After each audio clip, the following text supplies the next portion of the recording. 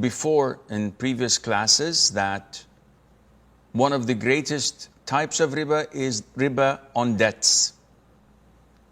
There are other types of riba. And to be specific, there is what is known as Riba al-fadl and Riba al-nasi'a. And these two types of riba are found in transactions. So what is Riba al-fadl? Riba al-fadl is to sell a specific type, a specific kind of wealth with the same while getting an edge or an extra. And this was mentioned in the hadith of Ubadah ibn as-Samit, when the Prophet ﷺ gave us 6 categories. When he said gold with gold, silver with silver, wheat with wheat, barley with barley, dates with dates, salt with salt. These are 6 types. And he told us that if we are to exchange one with the other from the same type, from the same kind, it has to be equal and it has to be on the spot. These 6 categories, scholars looked into them and divided them into 2 subdivisions or subcategories, if you wish. Main categories. 1, gold and silver. 2, wheat, barley, dates, and salt. And they segregated them as they looked into why did the Prophet ﷺ identified only these 6. So the scholars, whom Allah Azza wa Jal favored and blessed with knowledge, looked into the verses of the Quran, looked into the various hadiths, looked to the logic behind it, and came to the conclusion that these 6 categories or types are divided into 2 categories. 1, gold and silver that people use to buy things. So we use gold and silver to buy things, evaluate things, exchange them with other things.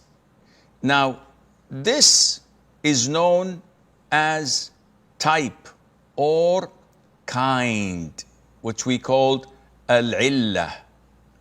So this illah or reason, what is the reason of prohibiting gold and silver? Because it is a thamaniyah, the value. So we use gold and silver as a price of things. When you go and buy a desk, how much is it? It says it's 2 grams of gold, 150 grams of silver.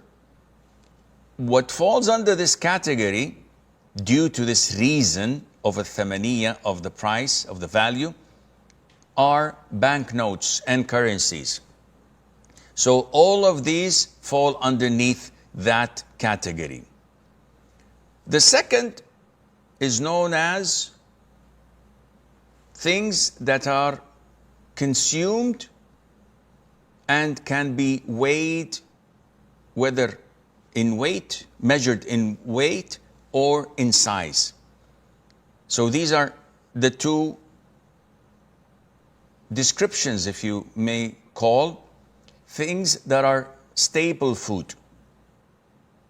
We need them to eat and to consume, and they can be measured whether by weight or by size, which means that other foods that cannot be weighed or measured by size, that are not usually done, like watermelons, like fruit, and the things, because they say it's not something that you can consider as staple food. It cannot be stored. So these 2 conditions, whatever people consume and eat and use as staple food and can be measured through weight or size, fall under the second category. So why wheat and barley? They say because this refers to grain. So things like corn, like rice, and the rest of it, raisins and the likes, fall under this category. And what about dates? So dates and the likes fall under a different category, such as raisins and the things that can be dried apricots and what falls underneath this category. What about salt? This is salt indicates whatever falls on this category of spices. So spices don't rot, don't become bad. We can store it and we need it and we use it and the likes. So what is the evidence of it becoming haram?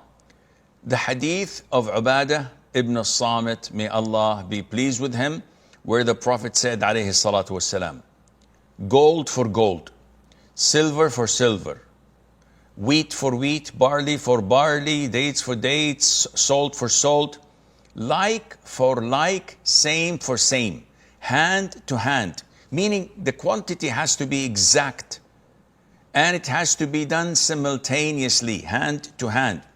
But if these commodities are different, then sell as you like, as long as it is hand to hand.